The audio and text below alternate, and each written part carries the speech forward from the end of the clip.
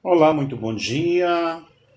Nesta manhã, poeta, escritor, professor, teólogo, doutor em psicanálise, pastor, amante da natureza, professor de língua inglesa e portuguesa, estamos aqui nesta manhã e nós louvamos a Deus por tudo que Ele tem feito conosco. Deixa eu fechar a porta aqui.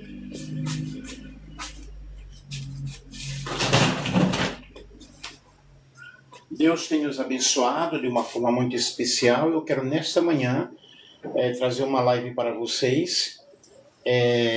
Esta live vai falar sobre os grandes impérios mundiais na história.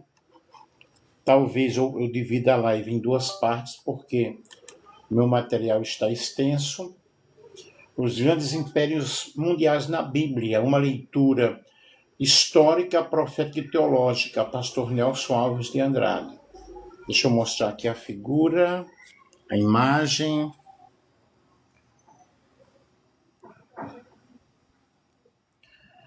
Os grandes impérios mundiais na Bíblia, uma leitura histórica, profética e teológica, um estudo profundo, né? Pastor Nelson Andrade, doutor em teologia. Vamos aí para a nossa introdução. Como eu já falei, de repente eu divido a live em duas partes.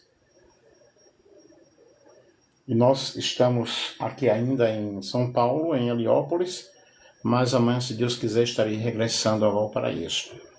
A Bíblia não trata os impérios apenas como potências políticas, mas como instrumentos temporários dentro do governo soberano de Deus, dentro da soberania divina. Eu pediria que vocês, se pudessem, compartilhar aí com outras pessoas e ou colocassem presentinhos aí na live ou coraçõezinhos, tá? Desde Gênesis até Apocalipse, os grandes impérios surgem, prosperam e caem conforme o plano divino, revelando tanto o juízo de Deus quanto a arrogância humana, quanto sua fidelidade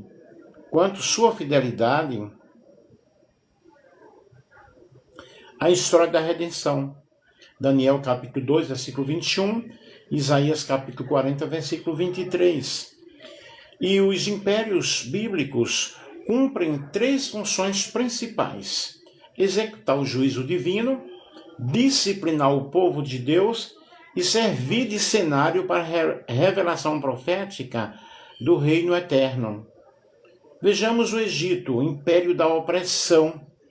No contexto histórico aí nós temos o Egito, que foi uma das primeiras grandes potências do mundo antigo, com forte organização política, militar e religiosa.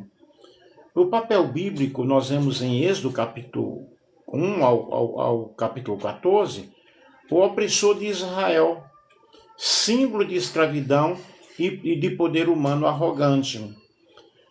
Na ênfase teológica, aí Deus ele se revela, procura se revelar à humanidade como libertador, Êxodo capítulo 3, versículo 7 ao 10, e derrota os deuses do Egito. Nós vemos isso em Êxodo capítulo 12, o versículo 12.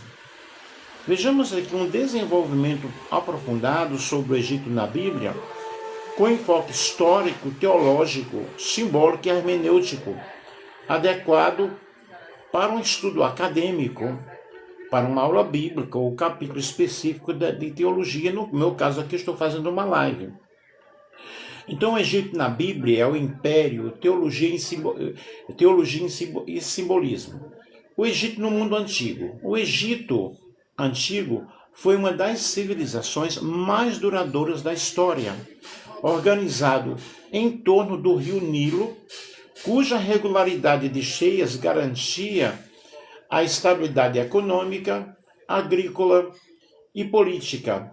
Essa estabilidade fez do Egito um símbolo de segurança humana, mas também de autossuficiência diante de Deus. Na mentalidade egípcia, o faraó era visto como um deus, o filho dos deuses. E a ordem cósmica, Maat, sustentava a sociedade. A religião permeava política, economia e justiça. Essa divinização do poder torna o Egito um antagonista teológico direto da revelação bíblica, que afirma que somente o Senhor é Deus. Nós vemos isso em Deuteronômio, capítulo 6, o versículo 4. Vejamos o Egito no Pentateuco. Bom dia para todos vocês aí, ok? O Egito como refúgio e ameaça. O Egito aparece inicialmente como lugar de refúgio. Nós vemos Abraão, por exemplo, Êxodo capítulo 12, versículo 10. José e sua família. Nós vemos o relato do capítulo 41 de Gênesis ao capítulo 47. Entretanto, o que começa como abrigo termina em opressão. Isso nós vemos em Êxodo capítulo 1, versículos 8 ao versículo 14. Numa leitura hermenêutica, o Egito simboliza a tentação de confiar em estruturas humanas em vez de confiar na promessa divina. Aí nós temos aí a escravidão de Israel. A escravidão não foi apenas econômica, porém social, cultural e espiritual. E Israel foi submetido a trabalho forçado. Êxodo capítulo 1, versículo 14. Avodah. Tentativa de genocídio, nós vemos Êxodo capítulo 1, versículo 15 ao 22. E supressão da identidade nacional. A escravidão no Egito antecipa o tema bíblico da redenção pela intervenção soberana de Deus. Aí nós vemos aí o Êxodo, que temos aí o confronto entre deuses. O faraó como divindade rival. O faraó não é apenas um rei opressor, mas um pretenso Deus, e a narrativa do Êxodo apresenta um embate direto. Assim diz o Senhor, deixa o meu povo ir. Êxodo capítulo 5, versículo 1. E nós vemos aí as pragas que aconteceram no Egito. Eu vou apenas mencionar. Cada praga atinge aspectos do panteão egípcio. Nilo, Rapi, Rãs, Eket, Trevas, Ra, os primogênitos, divindade de Faraó. E Êxodo capítulo 12, versículo 12, executarei juízo sobre todos os deuses do Egito. E nós vemos as pragas, então, como teologia narrativa. As pragas não são atos arbitrários. São revelação progressiva do poder de Deus. E expõe a impotência dos deuses do Egito. E hermeneuticamente o texto mostra uma escalada de juízo. Tá? Uma escalada de juízo. O juízo sendo atuantes em cada situação. Atuando aí. Responsabilidade moral do faraó, que é o endurecimento do coração do faraó. E nós vemos a Páscoa e a identidade de Israel. A Páscoa nasce no contexto egípcio, em Êxodo capítulo 12, e se torna memorial de libertação, fundamento da identidade nacional e tipologia cristológica. 1 Coríntios capítulo 5, versículo 7. A Páscoa ali no Egito já simbolizava justamente a Páscoa do Novo Testamento.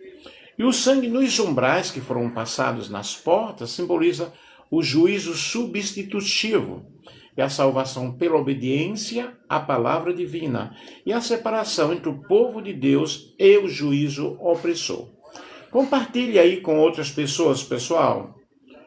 Vejamos o Egito nos profetas.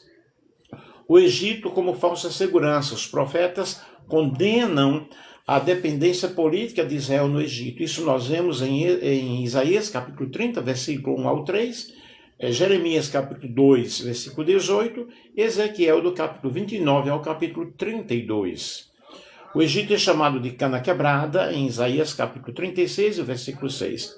E na teologia profética, confiar no Egito é rejeitar a soberania de Deus. Vejamos oráculos de juízo. Ezequiel descreve o Egito como monstro do Nilo, Ezequiel 29, 3, e símbolo do orgulho nacional,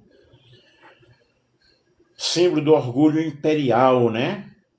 E reino condenado à humilhação. Contudo, há esperança escatológica. Em Isaías capítulo 19, versículo 19 ao 25, fala de um Egito redimido, servindo ao Senhor. Vejamos o Egito no Novo Testamento. Lugar de proteção messiânica, Jesus foge para o Egito, Mateus capítulo 2, versículo 13 ao 15, cumprindo, justamente a profecia de Oséias capítulo 11, versículo 1. Do Egito chamei o meu filho. Cristo refaz a história de Israel, sai do Egito como libertador definitivo. E o Egito como símbolo espiritual, nós vemos no Novo Testamento, o Egito não aparece politicamente, mas simbolicamente, lugar de escravidão do pecado e tipo do mundo do qual o Cristo liberta. Então aí já temos uma grande metáfora, uma grande simbologia representativa aí do mundo. A dimensão tipológica e teológica, o Egito é escravidão, Cristo libertação.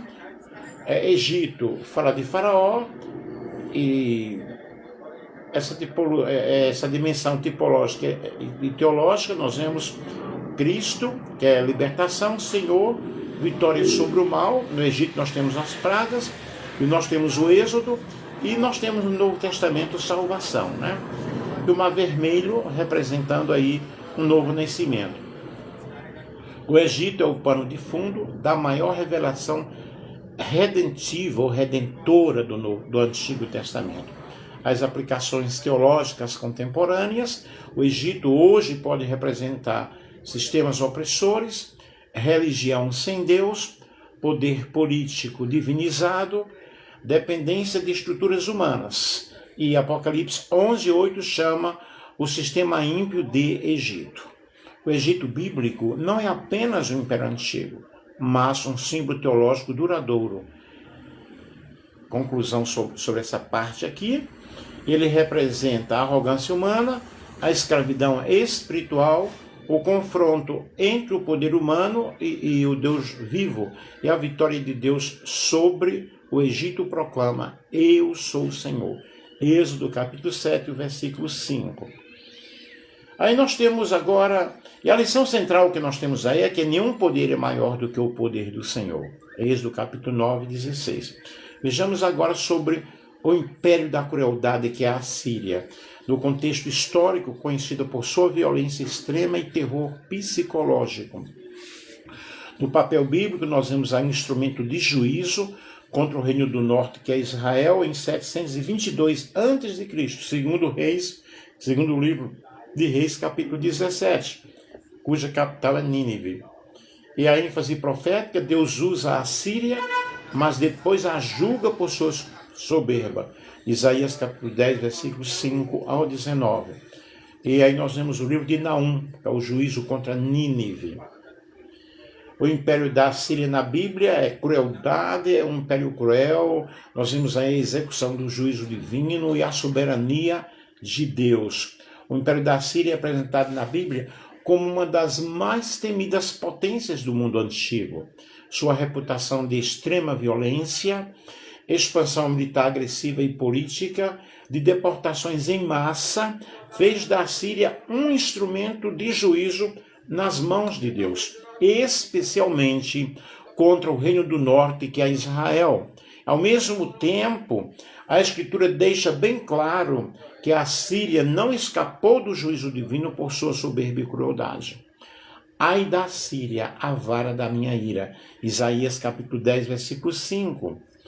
No contexto histórico aqui da Síria, nós vemos aí a origem e expansão, que é a região da Mesopotâmia, atual norte de Iraque, capital Assur, Calá e Nínive, período de auge nos séculos, nós vemos aqui séculos nono ao sétimo antes de Cristo. Os reis importantes aí, Assurbanipal II, Tiglat-Pileser III, Salmaneser IV, Sargão II, Senaqueribe, Assurbanipal. E a Assíria desenvolveu um dos exércitos mais organizados da antiguidade, com muita estratégia de terror psicológico, uso sistemático de deportações para controle imperial. Gente, coloquem coraçõezinhos aí, presentinhos na live, compartilhem com outras pessoas. A Síria no Antigo Testamento, nós vemos um instrumento do juízo contra Israel. Em 722 a.C., a Síria destruiu Samaria e levou o Reino do Norte ao exílio, segundo Reis, capítulo 17. E os motivos teológicos do juízo, a idolatria, que era muito grande, uma idolatria persistente, o sincretismo religioso atuante ali, e a rejeição da aliança, segundo Reis, capítulo 17, versículo 7 ao 23. E a ênfase bíblica aí, nós vemos o exílio, não foi mero evento político, mas um juízo pactual, né? Ameaça contra Judá. A Síria também ameaçou Judá, e nós temos aí a invasão de Senaqueribe em 701 a.C., o cerco de Jerusalém, que está registrado em 2 Reis, capítulo 18 ao capítulo 19, e Isaías, capítulo 36 ao capítulo 37. Nós vemos em 2 Reis 19, 35, uma intervenção divina muito forte. O anjo do Senhor feriu 185 mil. E Deus demonstra que nenhum império é invencível. Vejamos a Síria nos profetas. Isaías, nós vemos aí no livro de Isaías demonstrando a Síria como a vara de julgamento, a vara e julgamento. E Isaías apresenta a Síria como a vara da ira divina. Isaías capítulo 10 e o versículo 5. Instrumento inconsciente da vontade de Deus. Contudo, castigarei o fruto da soberba do coração do rei da Síria. Isaías capítulo 10, versículo 12. E Deus usa o império, mas o responsabiliza moralmente. Aí nós vemos Jonas, nessa misericórdia inesperada, e Nínive é chamada ao arrependimento. Isso está registrado em Jonas capítulo 3.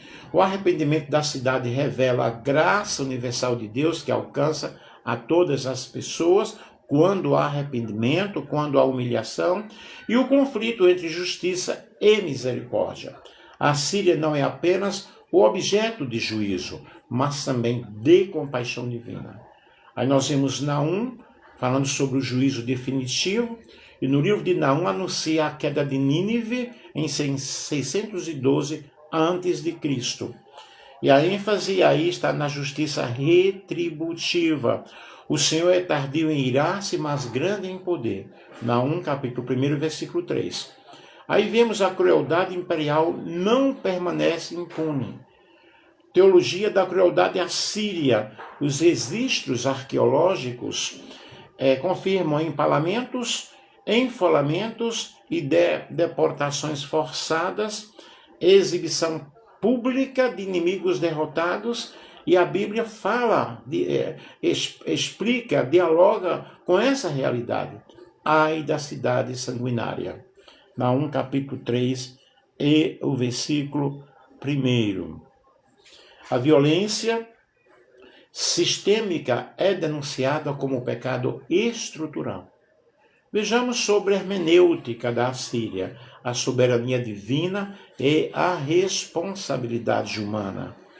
Aí nós temos um paradoxo bíblico muito forte. Deus governa a história. O império age por maldade própria. Pessoal, vamos compartilhar aí, mandar presentinhos e coraçõezinhos, não tem nenhum ainda? Isaías 10 mostra, Deus dirige o curso histórico, Deus dirige a história. A Síria não age por obediência, mas por arrogância. Aí nós temos aí então também uma tipologia escatológica. a Assíria torna-se tipo de poderes anticristãos e modelo de impérios opressores. O Apocalipse ecoa essa linguagem. Sistemas violentos e idólatras são julgados. Apocalipse capítulo 18. Aí nós temos a queda da Assíria em 612 a.C., através de medos e babilônicos. E cumprimento literal das profecias, nós temos Naum, capítulo 2 ao capítulo 3, e Sofonias, capítulo 2, o versículo 13. A história confirma a palavra profética.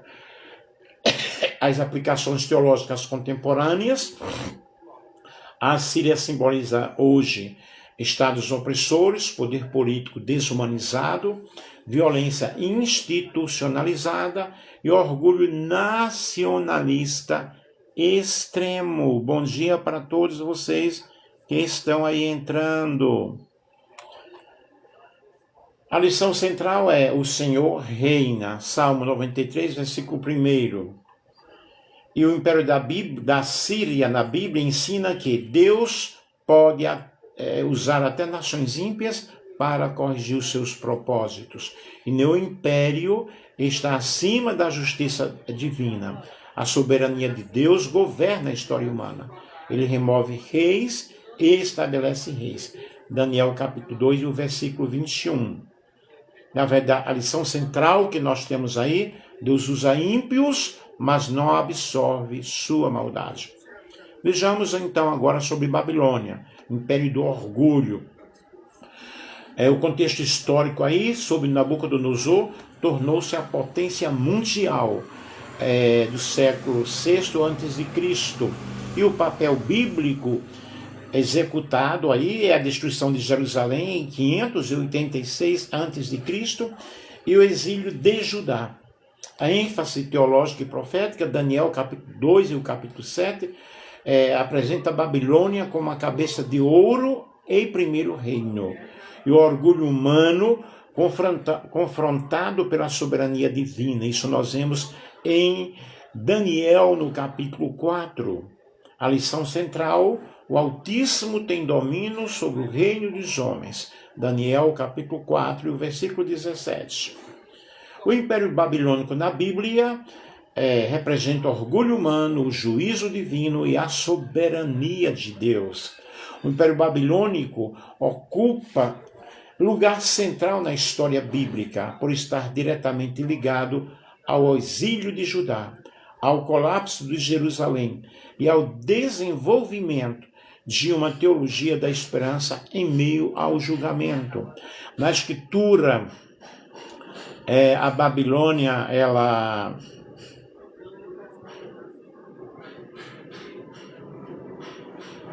representa uma grande potência. Não é apenas uma potência política, mas um símbolo duradouro de arrogância, de idolatria e oposição ao governo de Deus.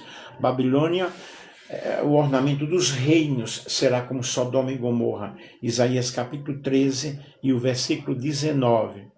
E no contexto histórico aqui nós temos a origem e a ascensão, que a região é a Mesopotâmia e a capital é a Babilônia, ok? No auge, o século VI a.C. Os principais reis aí, nós temos Nabopolassar, nós temos Nabucodonosor II, Evil-Merodach, Nabonido e Belsazar, o famoso Belsazar. E em 612 a.C., o que é que nós temos aí? Nós temos Babilônia derrota a Assíria e assume o domínio do Oriente Próximo. Vejamos a Babilônia no Antigo Testamento. É um instrumento de juízo contra Judá. A Babilônia foi usada por Deus para destruir Jerusalém em 586 a.C. e levar Judá ao exílio, segundo Reis capítulo 24 ao capítulo 25. E os motivos foram vários, principalmente a idolatria, a injustiça social e a rejeição da aliança. Jeremias capítulo 25, versículo 8 a 11, eles estavam esquecendo do pacto, esquecendo da aliança que eles fizeram com o Senhor, que eles fizeram com Deus. Enviarei contra vós o meu servo Nabucodonosor. Jeremias capítulo 25 e o versículo 9. Aí nós temos o exílio como parte da disciplina divina. O exílio não significou abandono, mas na realidade uma disciplina muito corretiva. E a purificação espiritual. O povo precisava aprender grandes lições. E redefinição da fé sem templo. O Salmo 137 expressa muito bem essa angústia, essa dor, essa saudade, desespero, o lamento, a esperança messiânica. Eles sentiam saudades, né? A Babilônia, no livro de Daniel, nós vemos Babilônia como o primeiro império mundial. Vemos em Daniel capítulo 2, cabeça de ouro, reino glorioso, porém um reino passageiro. Em Daniel 7, nós vemos leão com asas de águia. Enfatiza-se aí a transitoriedade do poder humano. E Nabucodonosor aí muito orgulhoso e humilhação, né? Orgulho e humilhação. E Daniel capítulo 4 descreve a soberba do rei, a sua humilhação e o reconhecimento do domínio de Deus. Agora eu, Nabucodonosor, louvo o Rei dos céus. Daniel capítulo 4, versículo 37. Nós temos Belsazar e a queda de Babilônia, em Daniel capítulo 5, a profanação dos utensílios do templo, a escritura na parede e o juízo imediato acontecendo aí. E a blasfêmia acelera a queda do império. A Babilônia nos profetas, nós vemos Jeremias, Babilônia como instrumento temporário, Jeremias capítulo 27, promessa do retorno após os 70 anos, Jeremias capítulo 29, versículo 10, nós vemos Isaías falando sobre as profecias antecipadas sobre a queda, Isaías capítulo 3 ao 14, nós vemos a Babilônia como símbolo de arrogância cósmica, Isaías capítulo 14, versículo 12 ao versículo 15. E em Abacuque nós vemos o questionamento questiona o uso de um império ímpio e recebe a resposta sobre a justiça futura, Abacuque capítulo 1 ao capítulo 2. E Abacuque capítulo 2, versículo 4, fala que o justo viverá pela fé. Vejamos a Babilônia como símbolo teológico. Babilônia histórica e simbólica. Histórica é a cidade real, simbólica é a cidade mundial anticristã. E a Babilônia no Apocalipse, nós vemos Apocalipse capítulo 17 ao 18, a grande Babilônia, e o sistema político, econômico e religioso opressor. Uma continuidade tipológica com a Babilônia histórica. Sobre a hermenêutica da Babilônia, representa a soberania divina, Deus controla reis e impérios, Daniel capítulo 2 e o versículo 21, e a responsabilidade moral, Babilônia é julgada por sua violência e soberba, Isaías capítulo 47.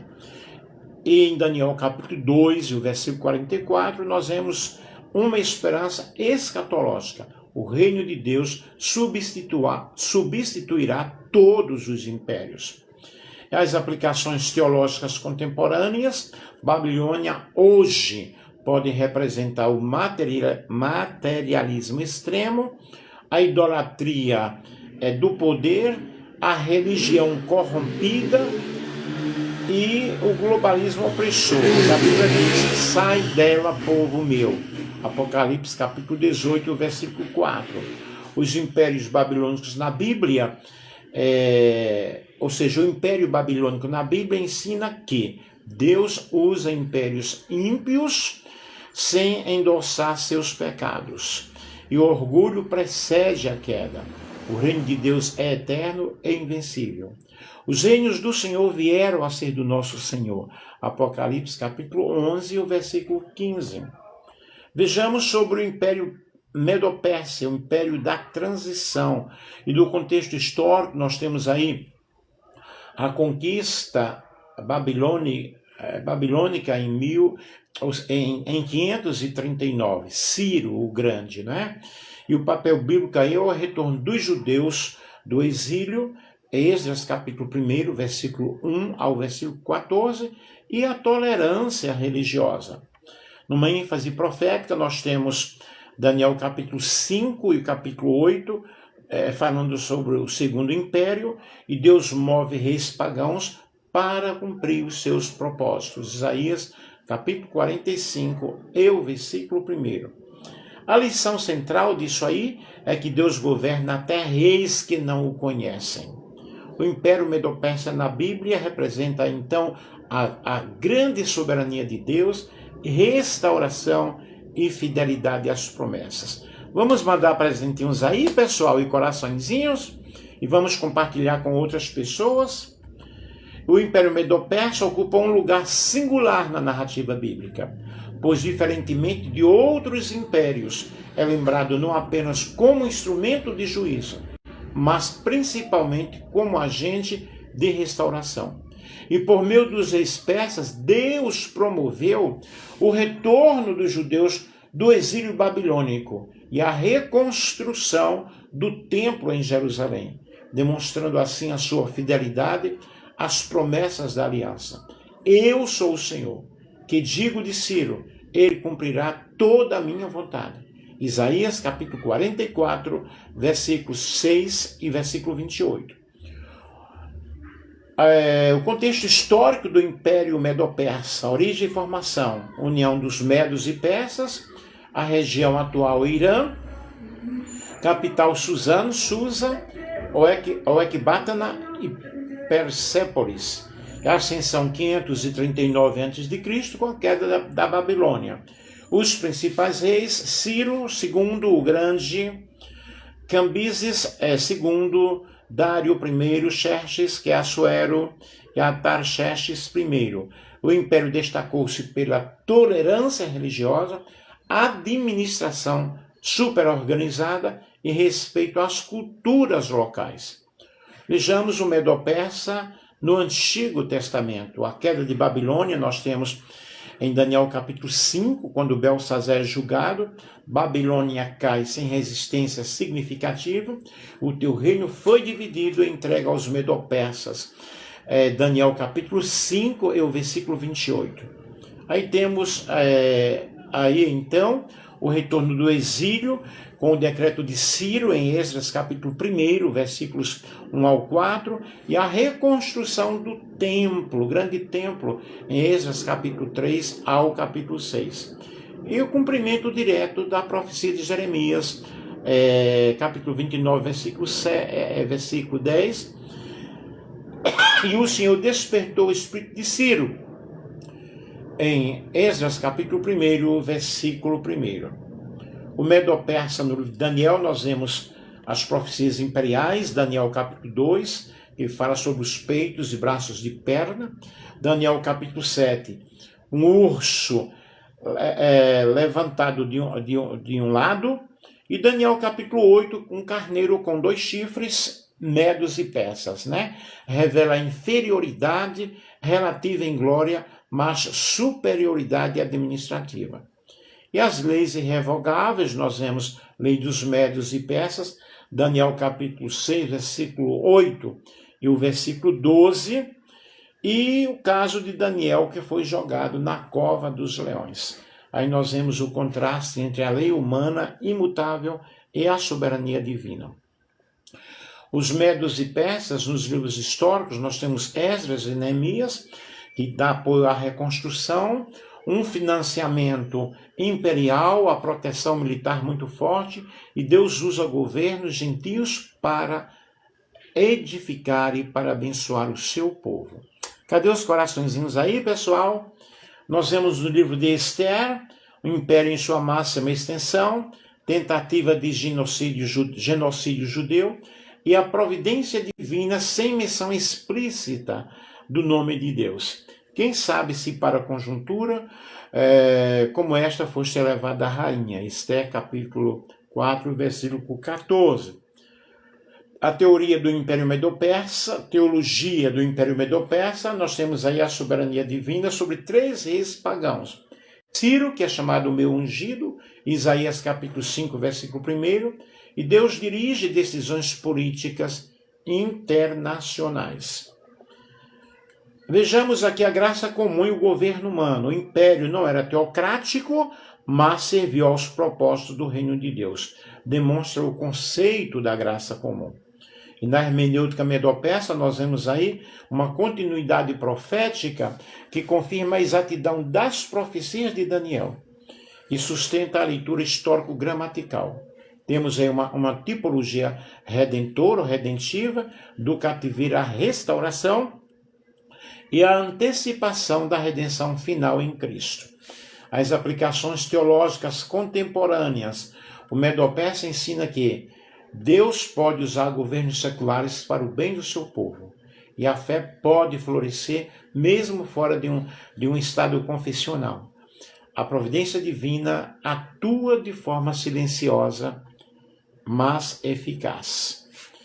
E a conclusão aqui neste assunto aqui, nesta etapa aqui, o Império Medo-Persa na Bíblia revela um Deus que cumpre as suas promessas no tempo certo. Governa impérios com justiça e restaura seu povo após o juízo. E o conselho do Senhor permanece para sempre.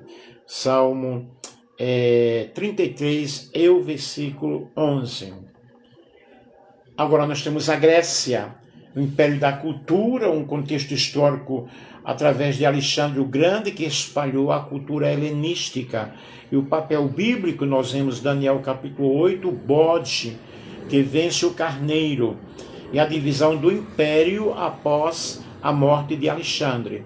Na ênfase profética que nós vemos aí é uma influência cultural que moldou o mundo do Novo Testamento. E a preparação para o Evangelho, preparação do mundo para o Evangelho na língua grega comum. A lição central que nós temos aí é que Deus usa a cultura para preparar o avanço do reino. O Império Grego, na Bíblia, é cultura, poder e preparação do mundo para o Evangelho. O Império Grego ocupa lugar singular na história bíblica por sua influência cultural, linguística e intelectual. Diante de outros impérios, a Grécia não é lembrada apenas por conquistas militares, mas por ter moldado o pensamento do mundo antigo. E, biblicamente, o Império Grego é apresentado como cumprimento preciso da profecia e como instrumento providencial de Deus na preparação do cenário para a vinda de Cristo e a expansão do Evangelho. E o bode tornou-se muito forte. Daniel capítulo 8, versículo 8. O contexto histórico do Império Grego é super importante. Aí nós vemos Alexandre o Grande, nascido em 356 a.C., conquista o Império Persa em poucos anos, 334, 323 a.C., e estabelece um império que vai da Grécia à Índia. Características aí do domínio grego é a velocidade das conquistas, a unificação cultural, que é o helenismo, e o uso comum da língua grega, que é o grego koiné. O império, após a morte de Alexandre, em 323 a.C., nós temos aí a divisão do império, que divide-se entre 4 generais, Daniel capítulo 8, versículo 8, e o capítulo 11, o versículo 4. Cassandro, Macedônia, Lisímaco, na Trácia, Seleuco, na Síria, e Ptolomeu, no Egito. E nós vemos aí o cumprimento literal da profecia bíblica. O Império Grego, no livro de Daniel, nós vemos a profecia dos 4 impérios, em Daniel capítulo 2, ventre e coxas de bronze. Daniel capítulo 7, leopardo com 4 asas e 4 cabeças. Daniel capítulo 8, bode que derrota o carneiro medo-persa. E o bode é o rei da Grécia. Daniel capítulo 8, versículo 21. uma das identificações proféticas mais explícitas na Bíblia. E o pequeno chifre, em Daniel capítulo 8 e 11, descrevem Antíoco IV e Epifânio, Seleucida, e a profanação do templo, 167 a.C., e a proibição do culto judaico. Gente, compartilhem com outras pessoas, dê um joinha aí se vocês estão gostando. E é um tipo histórico do anticristo. O Império Grego nos livramentos intertestamentários. Importante para o contexto histórico-teológico, a revolta dos Macabeus, a resistência judaica ao helenismo forçado e a festa de Hanukkah. Nós temos aí um contexto direto para o judaísmo do Novo Testamento. O Império Grego e helenismo, nós temos um impacto cultural muito grande através da filosofia, com Platão e Aristóteles, a arte e a educação. E a política urbana, que é a polis, né? A helenização, ela trouxe tensão entre cultura e fé e um sincretismo religioso muito forte. Nós vemos aí a língua grega como instrumento divino, que é o grego koiné, a língua franca do mundo antigo, e a tradução da Septuaginta, a versão dos 70. E a preparação providencial para o Evangelho. O Império Grego no Novo Testamento, embora politicamente substituído por Roma, nós vemos aí que o Novo Testamento foi escrito em grego. E Paulo tem aí um grande diálogo, né, com filósofos. Isso nós vemos em Atos, no capítulo 17. Conheça os vossos altares, Atos, capítulo 17, o versículo 23. Teologia do Império Grego. Nós vemos aí a soberania divina sendo aplicada na história. Deus anuncia o império antes do seu surgimento. Confirma sua onisciência e controle. E nós temos aí a cultura como instrumento e desafio, e a cultura pode servir ao reino. Não só pode, mas serve ao reino. Mas também pode corromper a fé. E a hermenêutica do Império Grego, nós temos aí uma leitura histórico-gramatical, as profecias cumpridas literalmente, reforça a confiabilidade das Escrituras. E nós temos uma tipologia escatológica, Antíoco IV, como tipo do anticristo, e nós temos o helenismo como sistema opositor à adoração verdadeira. Vejamos as aplicações teológicas contemporâneas. O Império Grego ensina que a cultura não é neutra. O Evangelho dialoga com o pensamento humano e a fé deve resistir ao sincretismo. Romanos 12:2 diz: não vos conformeis com este século.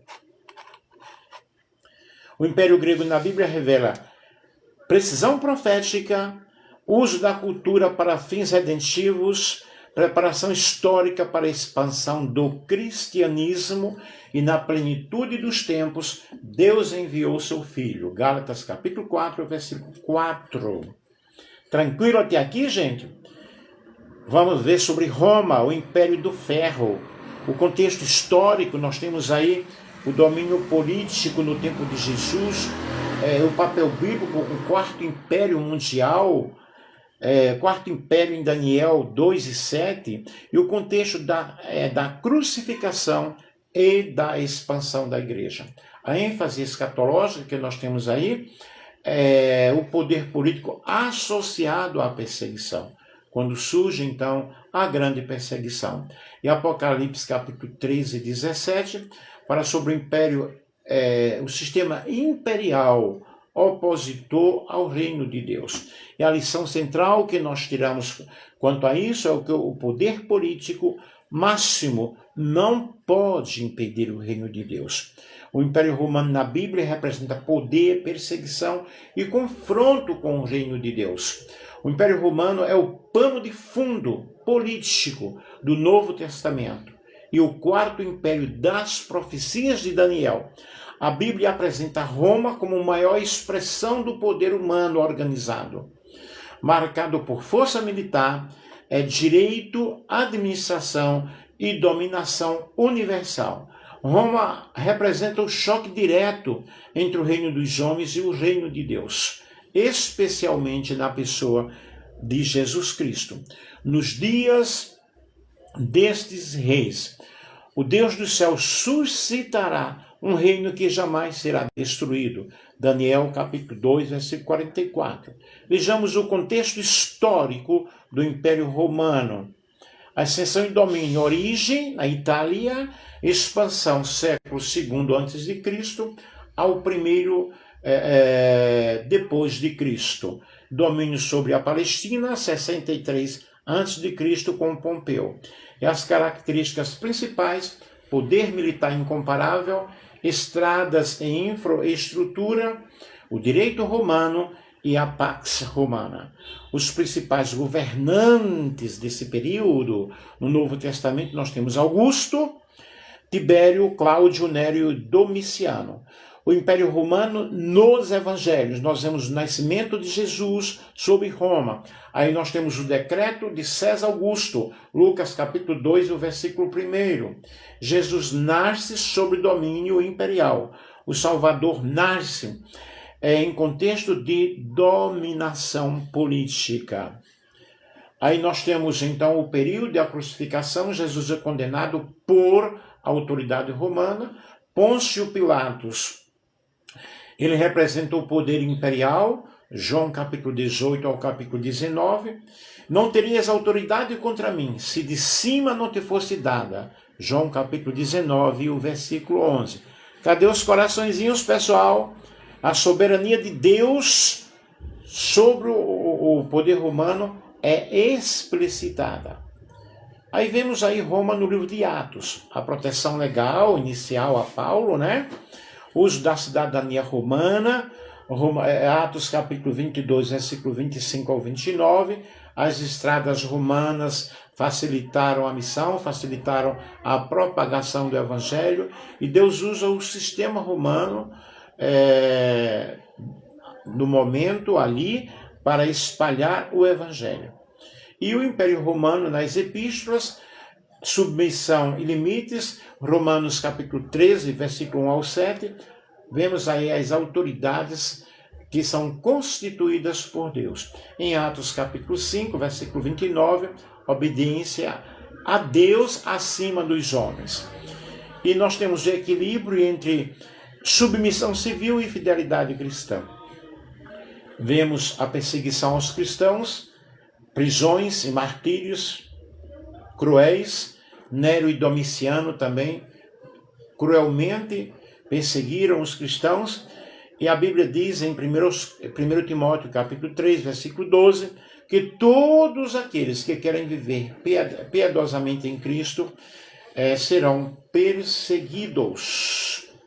Vejamos Roma nas profecias de Daniel, o quarto império, Daniel capítulo 2, pernas de ferro.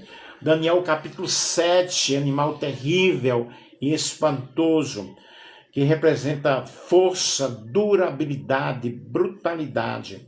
Os pés de ferro e barro, mistura de força e fragilidade. E as divisões internas. Aí nós temos o indício do colapso futuro. E Roma, no livro do Apocalipse, nós temos Roma como Babilônia. Daniel capítulo 17 ao capítulo 18, cidade sobre 7 montes, centro de poder político e econômico, e uma linguagem simbólica para o Império Romano.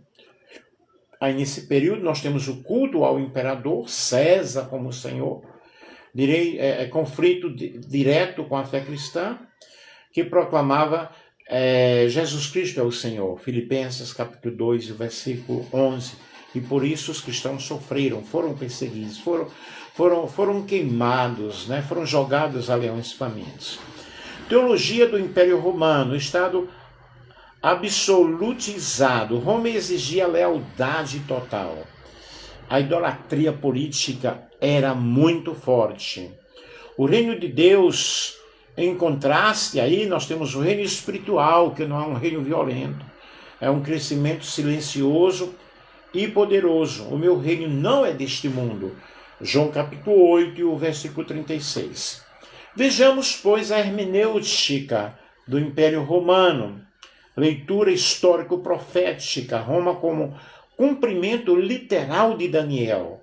Continuidade entre o Antigo Testamento e o Novo Testamento. Aí nós temos uma tipologia escatológica, Roma como modelo de sistema anticristãos e antecipação do conflito final. As aplicações teológicas contemporâneas, o Império Romano ensina que o poder político tem limites. Nenhum Estado pode ocupar o lugar de Deus. A igreja cresce sob pressão. A Bíblia diz que as portas do inferno não prevalecerão contra a igreja do Senhor. Mateus capítulo 16 e o versículo 18. O Império Romano na Bíblia revela que o maior império da história foi palco da redenção. O poder humano julgou o Filho de Deus. O reino eterno venceu o império temporal. Os reinos do mundo vieram a ser do Senhor e do seu Cristo. Apocalipse capítulo 11 e o versículo 15. E vejamos finalmente, queridos, estamos chegando ao final, o reino eterno de Deus, o império que não cai. Base bíblica, Daniel capítulo 2, versículo 44, Apocalipse capítulo 11, o versículo 15. E as características desse império, que não é um império humano, não é um império passageiro, governa com justiça eterna. E a conclusão teológica, todos os impérios humanos são temporários. O único reino eterno é o reino de Deus, estabelecido,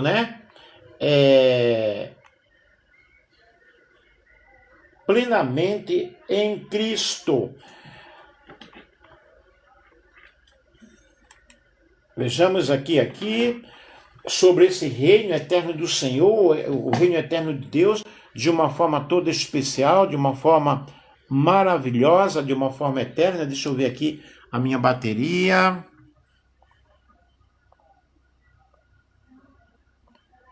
Ainda dá para seguir. O reino eterno de Deus, ao longo da história bíblica, grandes impérios surgem, e desaparecem.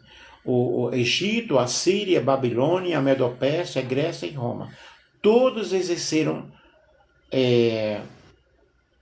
domínio por tempo limitado. Em contraste absoluto, a Bíblia revela a existência de um reino eterno, de um reino que não depende da força militar, que não se corrompe e jamais será destruído. Mas nos dias destes reis, o Deus do céu levantará um reino que não será jamais destruído. Daniel capítulo 2 e o versículo 44. E qual a origem desse reino eterno? Vejamos aqui, deixa eu colocar aqui, pessoal. Qual é a origem desse reino eterno? É o reino com um propósito eterno, O reino de Deus não surge como reação à queda humana. Ele faz parte do plano eterno de Deus. Salmo 103 é o versículo... Deixa eu conectar aqui a bateria.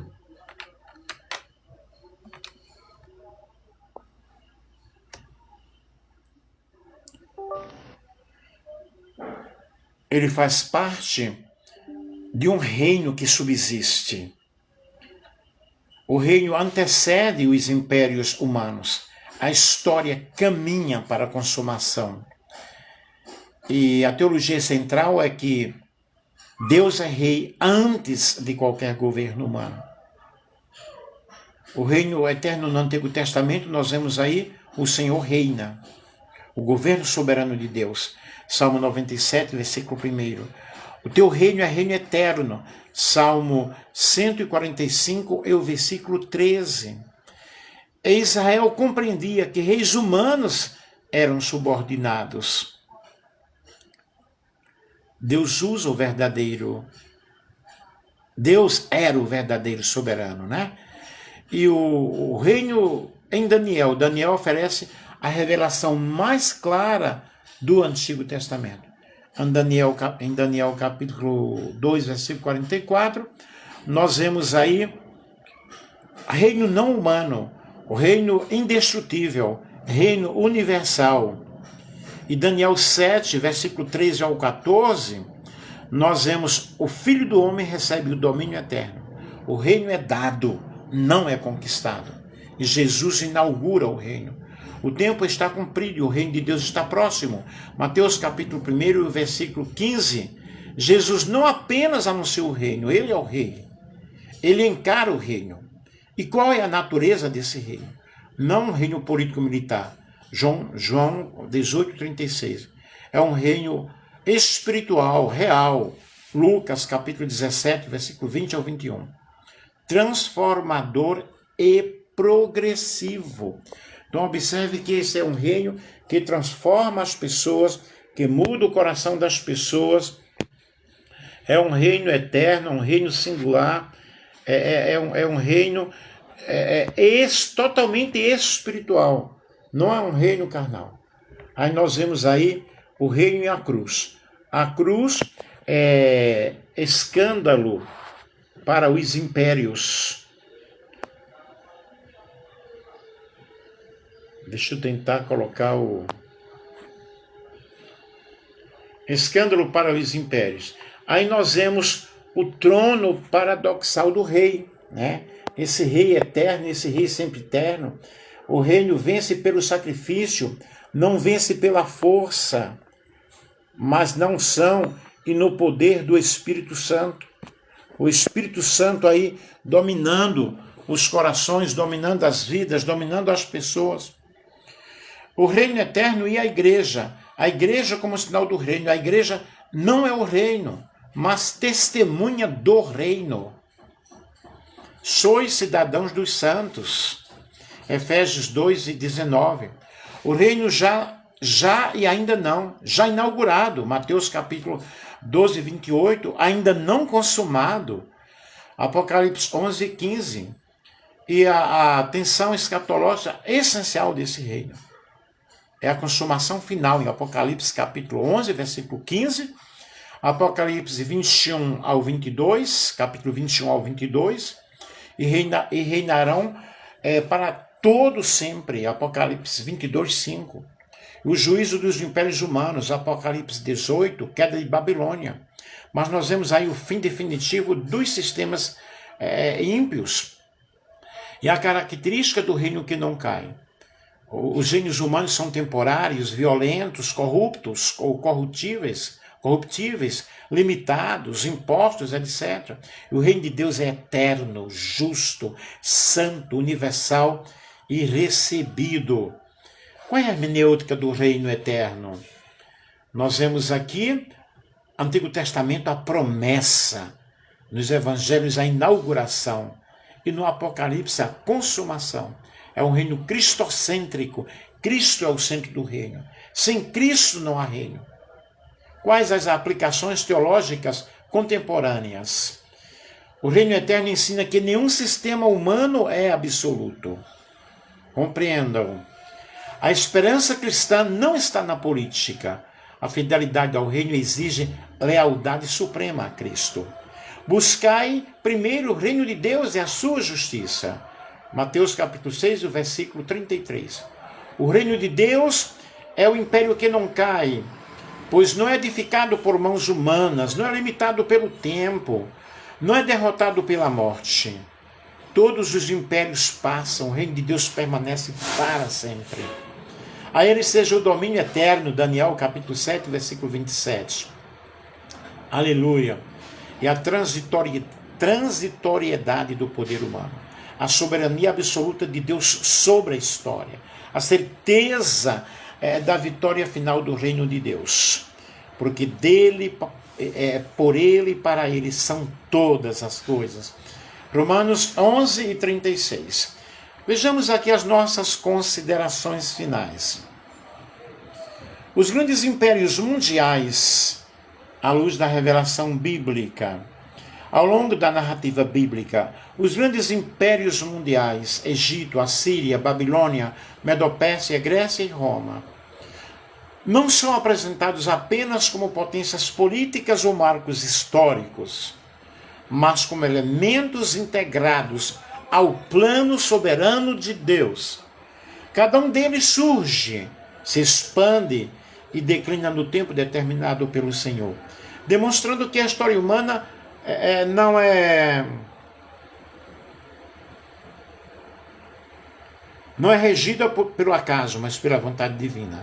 Esses impérios compartilham características comuns: centralização do poder, arrogância política, violência institucionalizada e pretensão de autonomia diante de Deus. A Bíblia, contudo, revela que tais sistemas, por mais fortes que pareçam, são intrinsecamente transitórios. O testemunho profético é unânime ao afirmar que nenhum império humano é eterno, pois todos estão sujeitos ao juízo. Deixa eu ver uma coisa aqui.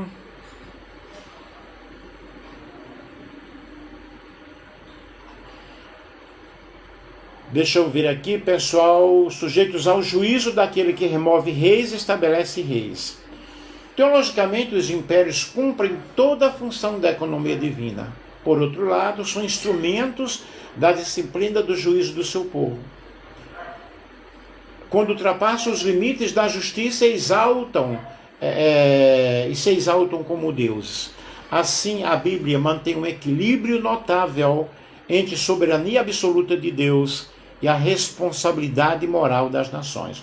Do ponto de vista profético, especialmente nos livros de Daniel e Apocalipse, os impérios mundiais são apresentados como reinos sucessivos, cada qual inferior ao anterior em glória moral, ainda que mais complexo em estrutura. Essa progressão, ela culmina não em um império humano final, mas na intervenção direta de Deus, que estabelece um reino eterno, não edificado por mãos humanas, indestrutível, universal. Cristologicamente, todos os impérios convergem para o momento em que o reino de Deus se manifesta plenamente em Cristo. Roma, o maior império do mundo antigo, torna-se o cenário onde o Filho de Deus é crucificado, revelando o paradoxo supremo. O reino eterno triunfa não pela força das armas, mas pelo sacrifício da cruz. A ressurreição de Cristo sela e derrota definitivamente, de forma definitiva, de todos os poderes humanos e espirituais que se opõem a Deus. À luz da escatologia bíblica, os impérios mundiais também assumem valor simbólico e tipológico. Eles representam sistemas políticos, econômicos e religiosos que ao longo da história continuam a reproduzir os mesmos padrões de opressão, idolatria e autossuficiência. E o chamado profético permanece atual. Sai dela, povo meu, Apocalipse 18:4. Conclamando o povo de Deus a não se conformar com os valores deste mundo. Em síntese, o estudo dos grandes impérios mundiais conduz a uma afirmação central e inegociável da fé, da nossa fé bíblica. Todos os reinos humanos são temporários, mas o reino de Deus é eterno. A esperança cristã não repousa na estabilidade política, no progresso cultural ou no poder militar, mas na certeza de que os reinos do mundo vieram a ser do Senhor e do seu Cristo, e ele reinará pelos séculos dos séculos. Portanto, a história dos impérios não termina em ruínas, mas aponta para a consumação gloriosa do governo de Deus. E diante disso, a igreja é chamada a conviver como comunidade do reino fiel a Cristo, consciente, absoluta do seu chamado, da sua vocação, daquilo que se tem para ser aceito, para ser resolvido. Portanto, que Deus em Cristo nos abençoe de uma forma toda especial.